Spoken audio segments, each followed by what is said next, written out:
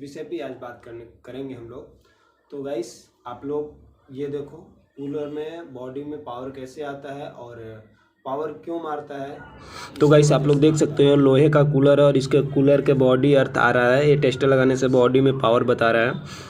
तो गाइस इसका आपको एक ही सॉल्यूशन है कि आप कूलर के बॉडी से एक वायर को जोड़ करके घर के बाहर, ये इधर भी बता रहा है, घर के बाहर एक अर्थिंग का केबल दे सकते हैं, या फिर आप जो 3 प्लग लगाते हैं उसमें एक हरा कलर का वायर रहता है, उस हरा कलर वायर को कूलर के बॉडी में टच कर दोगे तो कूलर का बॉडी अर्थ करंट आना बंद हो जाएगा गाइस।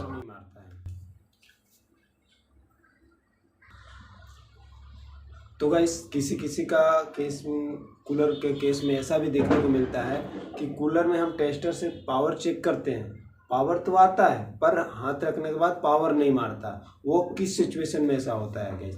तो वो इस सिचुएशन में ऐसा होता है कि जैसे बॉडी में फेस तो आ रहे हैं लेकिन फेस रिटर्निंग फेस जो आता है उसमें आपकी जब हाथ रखते हैं और वो फेस बॉडी से कनेक्ट, मतलब भूमि से कनेक्ट नहीं होता है, तो वो फेस तो बताता है पर पावर नहीं मारता। और आप जब भी उसमें टेस्टर में लगाते हो तो टेस्टर में ये फेस और ऊपर में अपना जो उंगली जाता है वो हमारा न्यूट्रल, दोनों मिलने के बाद बल्ब जलते हैं। लेकिन यदि हम हाथ डालते हैं तो केवल हमारा एक ही फेस ही रहता है, तो बॉडी और शरीर दोनों सेम ही हो जाते हैं, इसकी वजह से पावर नहीं मारता है। तो गाइस ऐसा नहीं है कि टेस्टर में पावर आ रहे हैं तो पावर नहीं मारेगा, ऐसा ट्राई नहीं करना है कभी। और तो गाइस ऐसा नहीं कि मतलब किसी भी कूलर में या किसी चीज़ में टेस्टर में पावर बता रहा है और आप उंगली डाल के चेक कर रहे हो कि पावर आ रहा है कि नहीं, ऐसा नहीं करना आपको कभी भी। और अपने सेहत शरीर को सुरक्षित रखना आपकी जिम्मेदारी है। तो आप इस बात को समझें, ये नहीं कि किसी और को देखें और आप कर ले, बिना ट्रेनिंग का ऐसा नहीं करना है आपको। तो गाइस हम अगले सवाल को फिर बोलते हैं और उसका, तो गाइस कुछ केस में ऐसा होता है कि कूलर नहीं चल रहा है, कूलर हवा नहीं दे रहा है, उस समय हम क्या करेंगे, कैसे पता करें कि हमारे कूलर का मोटर जो है वो ख़राब है। तो गाइस उस समय आपको ऐसे तो पहले कूलर के बाहर से देखना आपकी फ़ैन उसमें चल रही है नहीं चल रही है। अगर चल रही है तो वो मोटर ओके है, अगर नहीं चल रही है तो आप ये भी देख सकते हैं कि फ़ैन का जो मोटर में लगा हुआ शाफ्ट में वो निकला तो नहीं है ना फ़ैन। अगर निकला हुआ है तो आप कूलर को खोल करके मोटर को निकाल करके उसको सीरीज वायर के तौर पे आप चेक कर सकते हैं, मल्टीमीटर से चेक कर सकते हैं, और उसके बाद कंटिन्यूटी से चेक कर सकते हैं, कंटिन्यूटी करके चेक कर सकते हैं, और उसके बाद आप मोटर सही है कि नहीं पता कर सकते हैं। तो गाइस अगला सवाल है कि कूलर तो चल रहा है पर कूलिंग नहीं दे रहा है। ये बहुत जगह पे ऐसा होता है गाइस कि आपके कूलर जो नए आते हैं वो 6 मंथ, साल भर, 5 मंथ के बाद ऐसा होता है कि एक टाइम पे वो बहुत अच्छा कूलिंग दे रहा था और आज वो के तौर पर हवा तो देता है पर कूलिंग नहीं देता। उसके क्या क्या रीज़न हो सकते हैं?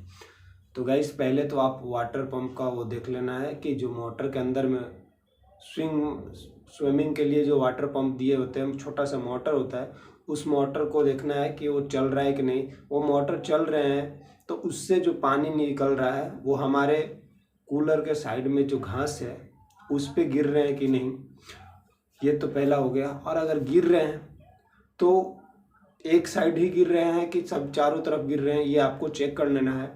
उसके बाद अभी भी कूलिंग नहीं दे रहा तो आपको क्या करना है कि घास को देखना है कि घास में वो हवा पार होने का, इस पार से उस पार करने का है जगह, या फिर वो धूल मिट्टी से पूरा जाम हो गया, पूरा पैक हो गया है।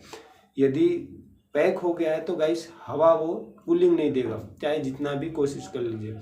अगर ऐसा सिचुएशन में आप पाइए कि आपका कूलर का जो घास है वो पूरी तरह से पैक हो गया है और गंदा हो गया है, तो आप उसको चेंज कर सकते हैं। वो ज़्यादा नहीं, 100, 150, 200 रुपये के आसपास साइज के हिसाब से मिल जाते हैं मार्केटों में आसानी से। तो आप उसको ला करके कूलर को, घास को चेंज करेंगे तो आपकी कूलर का कूलिंग बहुत अच्छा हो जाएगा गाइस।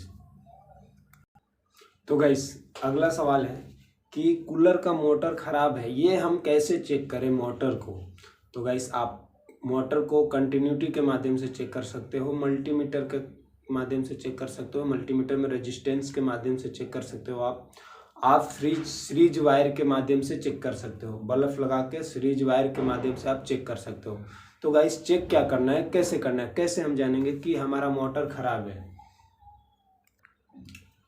तो गाइस जैसे आप फराटा फैन को कंटिन्यूटी से चेक करते हो, जैसे उनके फराटा फैन में 4 वायर निकले रहते हैं, 2 स्टार्टिंग का 2 रनिंग का। तो गाइस 2 स्टार्टिंग 2 रनिंग, उसको अंदर से जोड़, एक स्टार्टिंग एक रनिंग को जोड़ करके उसको कॉमन बना लिया जाता है, और 2 जो तार बचते हैं उसमें एक कैपेसिटर का 2 वायर दे करके एक न्यूट्रल, दोनों में से किसी में एक न्यूट्रल दे देते हैं और एक कॉमन बनाए रखते हैं।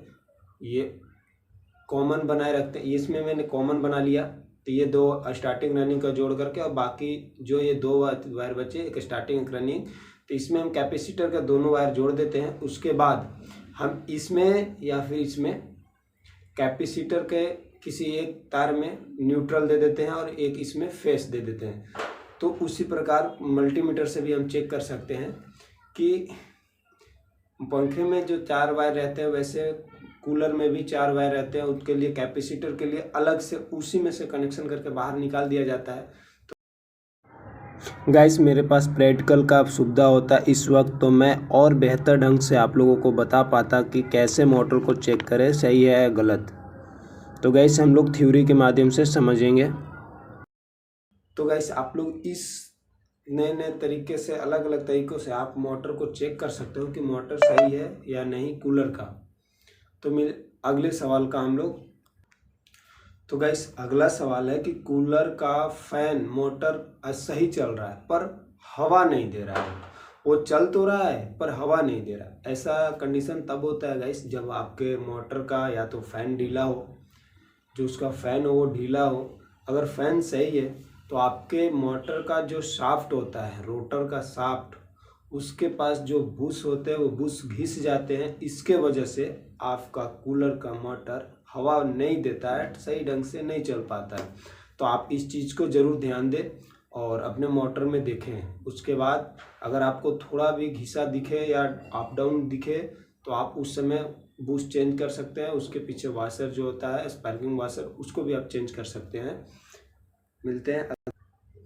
तो गाइस आपने कूलर में एक चीज़ देखा होगा कि कूलर तो एक जगह रहता है, लेकिन आप अपने इच्छा अनुसार से उसकी हवा को दाईं मोड़ सकते हो, बाईं मोड़ सकते हो, ऊपर की ओर मोड़ सकते हो, नीचे की ओर मोड़ सकते हो। तो ये होता कैसे है, ये किस चीज़ से होता है? तो गाइस इसको हम इसको कंट्रोल करने के लिए एक मोटर होता है, जो मोटर का नाम स्विंग मोटर है। ये 220 वोल्ट से लेकर 30-40 वोल्ट तक चलता है, कार्य करता है। इस मोटर का आरपीएम बहुत कम होता है, 4 से 6 आरपीएम होता है। और गाइस ये इतना सा मोटर होता है पर लेकिन ये 220 वोल्ट से चलता है। ये मतलब अलग है, एकदम अलग कह सकते हैं इसको, क्योंकि इतना सा मोटर 220 वोल्ट लेकर चलने के बाद भी वो भी मिनट का 4 से 6 आरपीएम देता है। तो ये मोटर कूलर का हवा को दिशा देने का कार्य करता है। तो गाइस ये स्विंग मोटर कूलर में ही नहीं, एसी में भी लगाई जाती है। एसी में भी वो जो फैन ऊपर नीचे होता है, वो फैन का नीचे में स्विंग मोटर लगा रहता है, इतना सा बड़ा सा। वॉशिंग मशीन में भी स्विंग मोटर लगा रहता है। अब आप लोग बोलोगे कि वॉशिंग मशीन में स्विंग मोटर का क्या काम, वहाँ पे हवा को दिशा थोड़ी देना है। तो गाइस वॉशिंग मशीन में इसलिए लगा रहता है कि वहाँ पे वो नल का जो पानी खोलना होता है वो स्विंग मोटर के माध्यम से ही वापस खोला जाता है। तो आप लोग को जब हम सिखाएंगे वॉशिंग मशीन का रिपेयरिंग का, तो हम उसमें आपको ये चीज़ बताएंगे। और एक सवाल गाइस कि लोग कहते हैं कि कूलर का पानी जाता कहाँ है और एसी का पानी आता कहाँ से है। तो ये सवाल का आंसर आप कमेंट में जरूर दें कि कूलर का पानी जाता कहाँ है और एसी का पानी कहाँ से आता है। तो गाइस इस वीडियो में हम अपने तरफ से जो भी बेसिक प्रॉब्लम है कूलर का, उसको हमने सोल्व करने की कोशिश किया है। यदि आपका कुछ सवाल हो या सुझाव हो तो वीडियो के कमेंट में ज़रूर कमेंट करें। आपके हर सवाल हर सुझाव का रिप्लाई दिया जाएगा। थैंक यू, धन्यवाद।